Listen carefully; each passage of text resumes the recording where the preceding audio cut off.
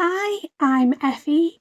This is What Effie Reads, and today I'm going to be chatting about some thoughts I've been having about problematic authors whilst popping some makeup on.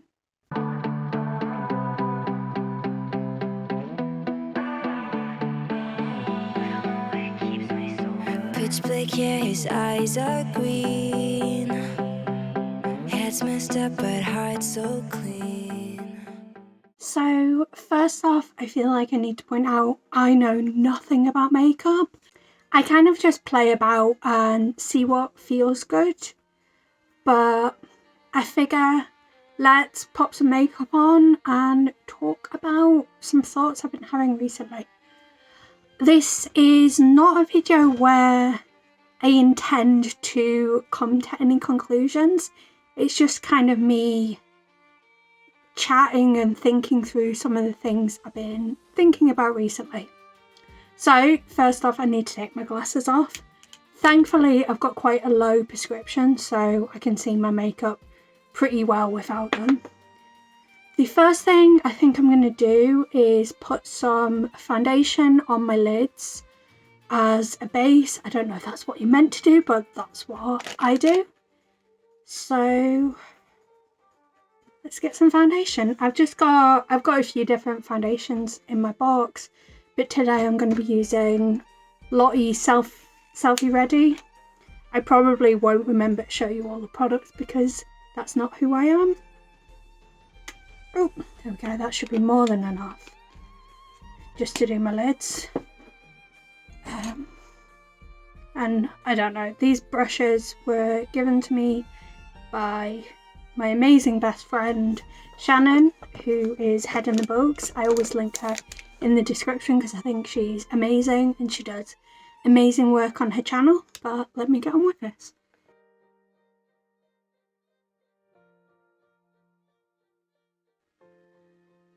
So yeah, I literally just cover my eyelid. Sometimes I go right up to the brow, sometimes I kind of fade it out. But I just think it gives like a much nicer base and you get more of a colour payoff. Here's me trying to sound like I know what I'm doing.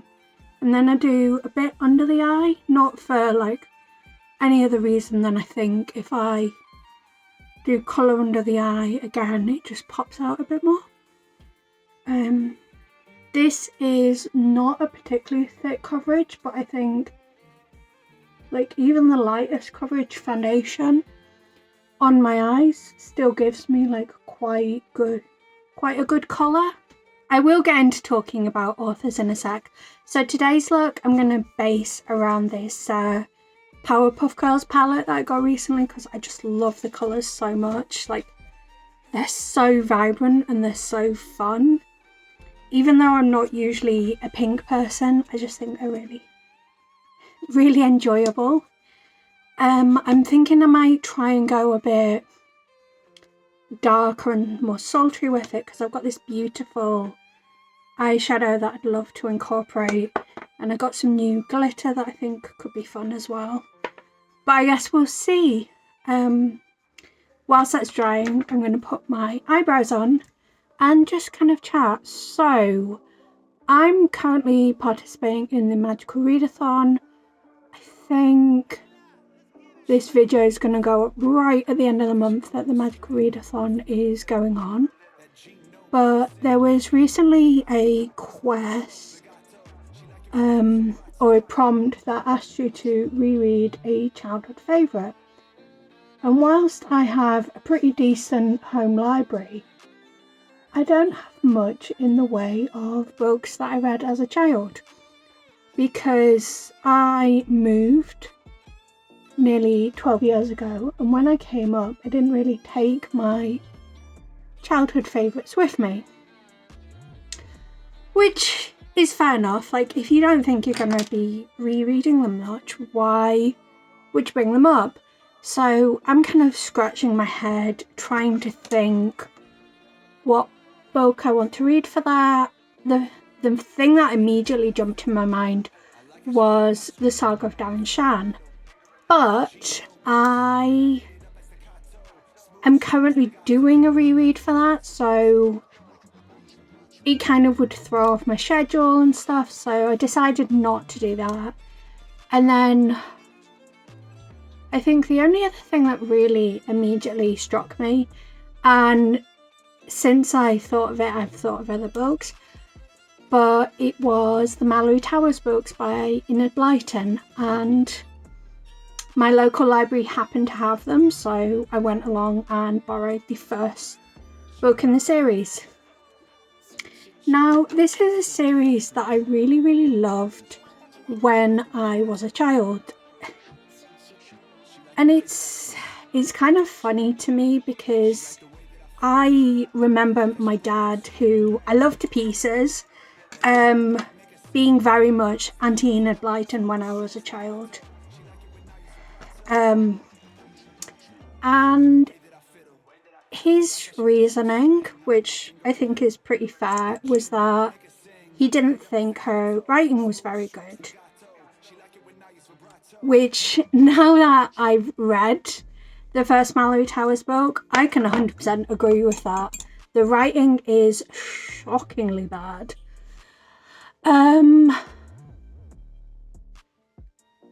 But anyway, because he didn't think the writing was very good in Mallory Towers books, or well, not just Mallory Towers, in Enid Blyton books in general, I don't think I read any Enid Blyton except for the Mallory Towers books. Yeah, so I don't have that much exposure to Enid Blyton beyond this single series. But yeah, I'm reading them and I'm thinking, these are awful, and like, these are quite problematic, but not in a, like, when you say a work is problematic, you're usually talking about, you know, racism, anti-Semitism, homophobia, that kind of thing, which we know that Enid Blyton was terribly racist. We also know she was a terrible writer. But the problem I had with these books was that there was a girl that's quite clearly being bullied in the books. And, oops, turn my music down a bit. And as a result of her being bullied, she starts acting out and kind of bullying another girl, but she says it's like pulling pranks. And it just felt like that bullying was never truly addressed. Like, the reason that she was acting the way she was because she was being so cruelly bullied. And at no point in the books is that addressed.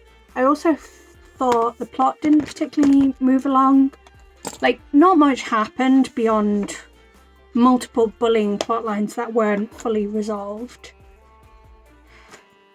So that left a somewhat sour taste in my mouth. But as I'm reading it, I was telling Shannon, who I mentioned earlier, about how bad Enid Blyton is and how her name pretty much appears on every one of these lists of, like, authors that are problematic. And I only really knew the bare bones because, being an adult, I don't really have much cause to read Enid Blyton. That's not to say that you can't read children's books as an adult. Like, that is not for a moment what I'm saying. I just, like, they didn't appeal to me. So I'm like, oh, okay, Enid Blyton's problematic. I know this now. But I was looking it up and trying to find more specifics. And yeah, I just kind of learned about how she was racist and how people have essentially censored her books to make them less racist and They've also removed occasions of children being hit, which I don't know, that one sits weirdly with me. I'm very much on the don't hit children camp. Like, I don't think even like a light tap on the backside or whatever, like, there's no instance where I think it's appropriate to hit a child. But there's a part of me that thinks it's very strange that they removed these children being hit from the books, because, you know, this is something that historically happened. And I feel like I've read books, like possibly even stuff like Jacqueline Wilson, which I can't remember, so I could be wrong. But like, if you have a Jacqueline Wilson book set in Victorian times, I'd be surprised if there's no mention of children being hit, even if it's off the page. Because this was just what was happening. Like, people didn't understand that it wasn't an effective form of discipline.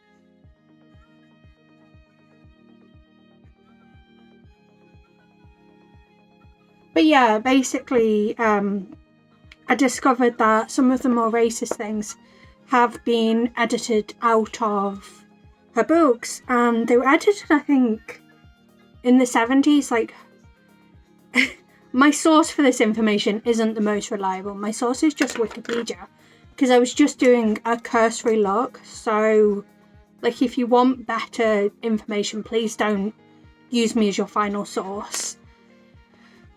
But yeah, stuff's been like edited out for absolute years. And then I was mentioning it to B because I hate this book so much and needed to rant to someone. And I was saying about the racism that was in Enid Blyton's work that's then been edited out. And he was shocked. It was something he never knew. And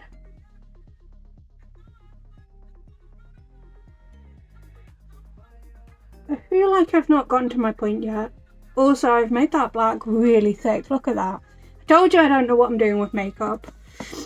I don't know how to fix that. I guess we will play around and see what we can do. But yeah, basically my point is, Enid Blyton is so problematic. And like, we've got like really strong evidence of just how problematic she is. And we've got all this like evidence of her putting just how problematic she is into her work that has then been censored out. But then you have things like in the Mallory Towers book, there's a anti-Irish slur, like not referring to an Irish character, but like its origins are anti-Irish in nature. And to a modern reader, maybe that wouldn't be so obvious that it's anti-Irish. But I feel like, considering this book was written in 1946, which was the height of the anti-Irish signs that you probably have all heard of, I feel like Blyton would have known exactly what she was writing. And that's something that's still present in the books today. I think I'm going to put some black shadow on this eye. So these books, even censored to remove some of the most like explicitly, obviously racist stuff from the books, like they are still written by an author that is known to be problematic, and there's no doubt about her being problematic, because obviously we've got all this data showing that she was incredibly problematic. But it just kind of got me thinking that where do we not draw the line, because draw the line kind of trivializes it. And as I say, I've got no answers on it. I just kind of wanted to put my thoughts into the ether and maybe have a conversation about it. Is basically, is there a difference between an author that is still alive and, you know, still publishing stuff, still causing active harm, and we know is problematic, and an author who is dead. And I feel like there is a difference, like there's an undeniable difference, but is it enough of a difference for you to, I say you as a general you rather than you the reader, but also you the reader, I guess. Is there enough of a difference for you to continue to support an author who is dead and thus no longer able to cause active harm, but you know is problematic or was problematic because they're no longer alive to be problematic, and an author that is currently causing harm through their actions? I've smushed this brush, I'm really sad, but hopefully next time I wash it it'll flatten out again. And another thing that kind of occurs to me as well is that it's only really in the last couple of decades where we've had social media and basically had this ability to really see what authors feel about the world and have this like evidence of just how problematic authors can be. So how much do we rely on what we think we know about authors to be able to say that these authors are not problematic? You know, it's kind of the issue of proving a negative. Like, how do you prove that an author is or was not just pure garbage? Why is this one coming out so much brighter?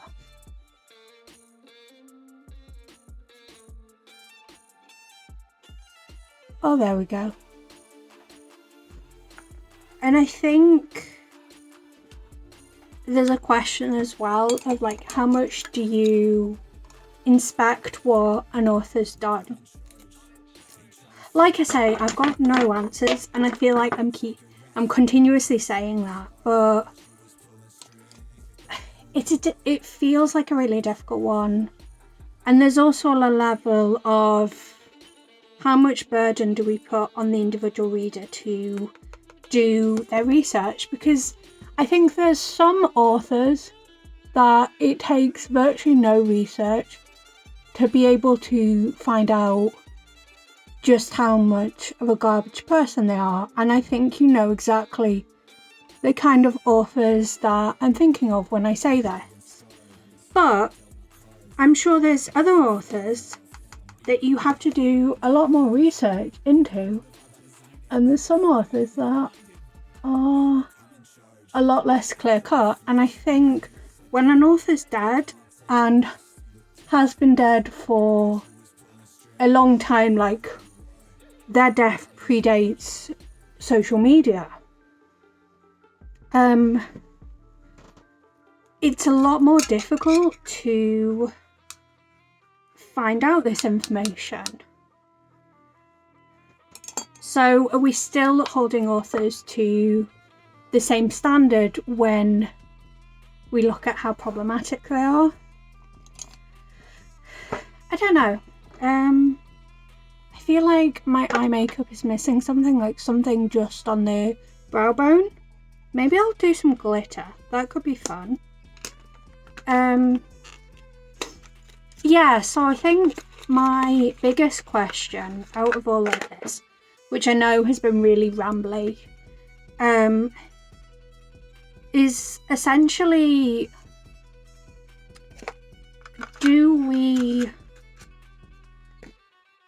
we hold problematic authors who are dead to the same kind of standard as we hold problematic authors who are still alive?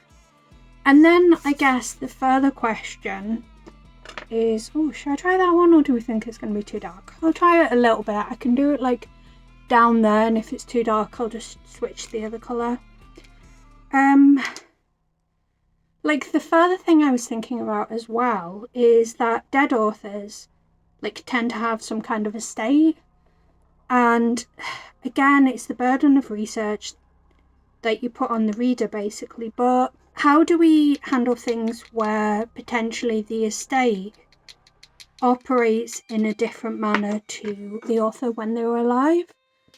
Like, I don't know if this is something that happens, but I presume you have situations where an author is not even a little bit, but not much, where you have an author who is no longer alive and their estate recognises that they are super, super problematic and basically no longer supports them and uses the legacy they've created and kind of all of the money they get from it to support the very things that the author hated. But then I don't know if that's something that is legally allowed anyway. I don't know. I do like that glitter, but it's very subtle. I guess at this point I just need to apologise for if I've made like absolutely no sense and you've basically been sitting there going, Effie, what have you been rambling about? I don't know, I just feel like this is a conversation that... I've got glitter on my eyelids. This is a conversation that I just kind of want to have with the bookish community. I am shedding glitter. And this felt like the easiest way to have this conversation. What else do I want to do? I think a bit of highlighter. I have shed so much glitter. See all this glitter all over my face? Fair enough. I guess we're going for a really glittery, cutesy kind of look. I absolutely love this highlighter as well because I'm so pale. I find that highlighters are often like too dark. But this highlighter is so pale and it gives you that like... That is not like a light effect, that is actually the highlighter on my face.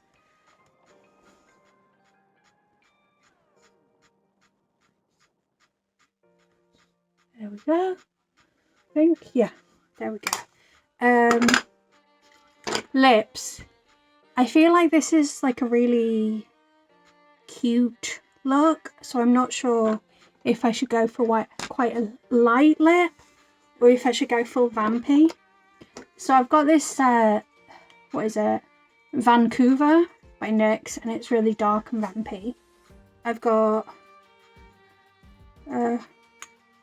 Queen by Lottie, which is literally this colour.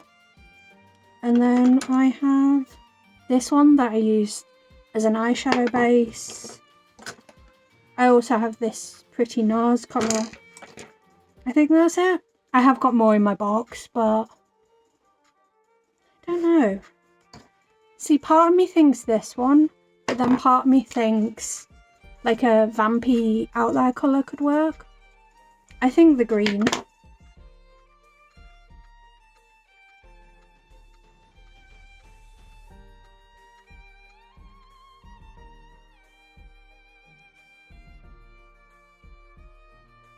So what do we think about the final look? I am not convinced about the green. I'm actually thinking when I'm going to wipe it off and try a different colour. Well, the good thing is it comes off really easily. This is just a makeup wipe.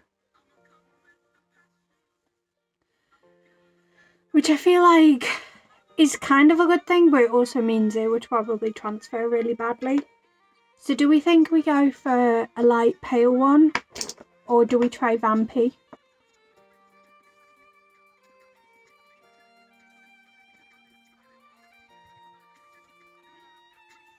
Okay, so the application's not great because I just used my viewfinder to apply it, but I actually think that creates quite a cute look.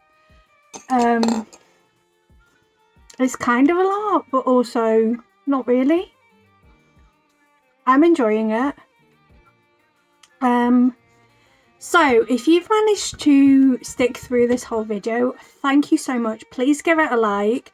If you want to see more of me rambling whilst I try out different makeup, well, different makeup that I own, please do let me know.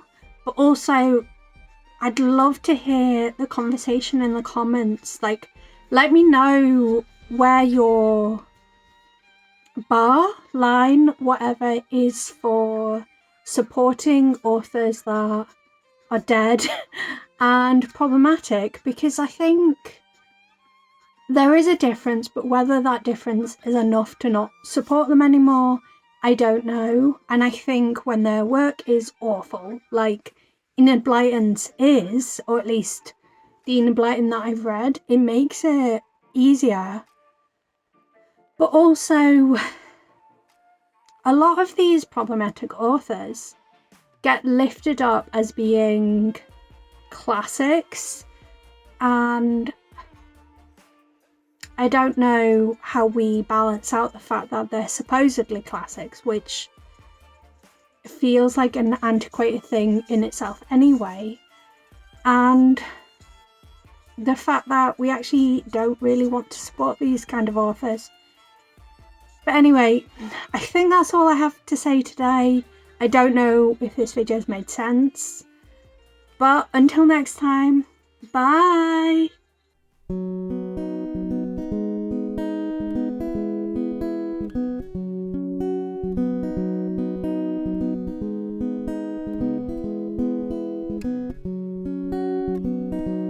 There's a place